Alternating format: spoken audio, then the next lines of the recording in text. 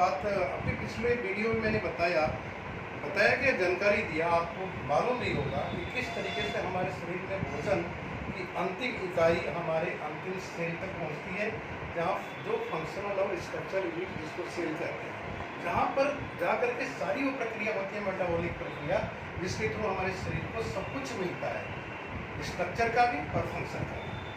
अब आपको समझना है कि हमारा शरीर में जो भोजन हम डाल रहे हैं, वो भोजन के अंदर क्या ऐसा होना चाहिए जिससे कि हमारा शरीर को एक एक अंग को मिल जाए, हर चीज़ें पूरी हो जाए।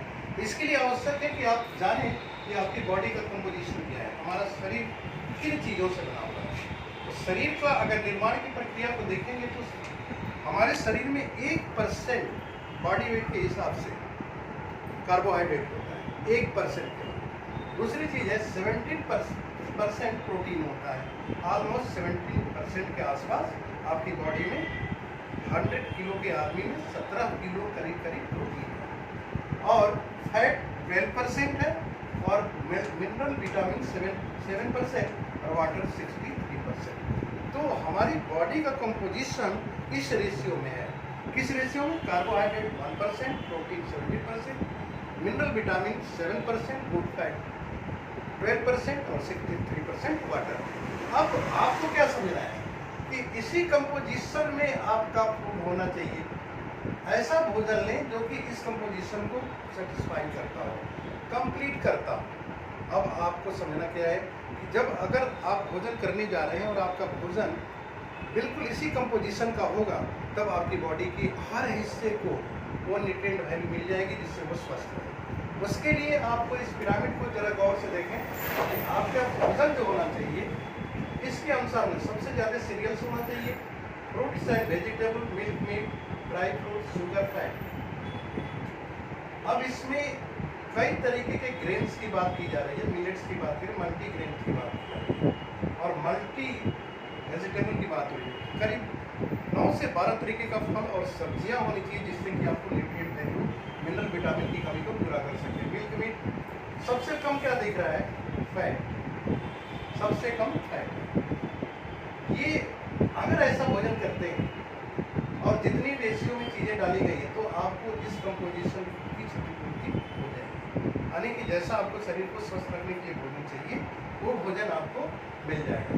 लेकिन प्रॉब्लम क्या है कि आज के समय में जो भोजन का पिरामिड है ये हो गया है, सबसे ज़्यादा हम क्या खाने लगे हैं? फैटी चीज़, शुगर वाली चीज़ें, ड्राई फ्रूट्स, कभी कभी मिल्क, एडल्ट्रेटेड, और फ्रूट और सब्जियाँ तो केवल स्वाद के लिए खाते हैं, और जो हमारे जिससे बॉडी का सबसे बड़ा हिस्सा ग्रेन से पूरा होता है उसकी मात्रा कम है, राइट। अब ये चीज़ समझिए कि अगर आप भोजन इस पिरामिड के अनुसार ले रहे हैं तो जस्ट उल्टा हो गया।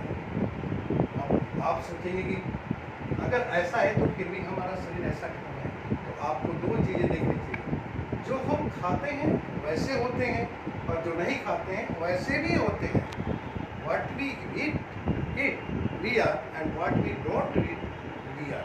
हम लोग वैसे भी हैं जैसा खाना खाते हैं, और जैसा नहीं खाते हैं वो भी हैं। लेकिन अब इस चीज़ की वजह से आपको पहली चीज़ यही समझनी थी कि जो ऑक्सीडेशन की मात्रा होगी, अगर आपका भोजन इस पिरामिड के अनुसार है, तो ऑक्सीडेशन कितना तेज़ी से बढ़ेगा, और आपकी बॉडी की इम्यूनिटी पावर कितनी कमज़ोर होती जाएगी। क्योंकि प्लांट बेस्ड कंपाउंड के आधार पर ही सारी चीज़ें इम्यूनिटी से रिलेटेड भी आती हैं, और नॉन टॉक्सिक चीज़ें भी इसी से आती हैं। अगर आपका भोजन बैलेंस डाइट के अंतर्गत रहेगा तो उसमें टॉक्सिसिटी कम होगी, ऑक्सीडेशन कम होगा, और साथ में आपकी इम्यूनिटी स्ट्रॉन्ग होगी। लेकिन अगर ये भोजन कर रहे हैं तो मान के चलिए कि आपकी इम्यूनिटी भी वीक है, ऑक्सीडेशन ज़्यादा होगा और टॉक्सिसिटी बढ़ेगी, तो शरीर के ऑर्गन धीरे धीरे कमजोर होंगे। टॉक्सिसिटी का मतलब क्या होता है कि शरीर के अंदर आपके जो नहीं चाहिए पॉइजन वो आपके शरीर में आ रहा है। तो शरीर में आने का मतलब क्या है? शरीर से आया बाहर निकल गया? नहीं, शरीर के सारे ऑर्गन्स पर असर करेगा। और नॉट एंटी टॉक्सिक ऑर्गन जो हमारा लीवर है सबसे ज़्यादा प्रभावित होता है। तो क्या केवल लीवर प्रभावित होगा?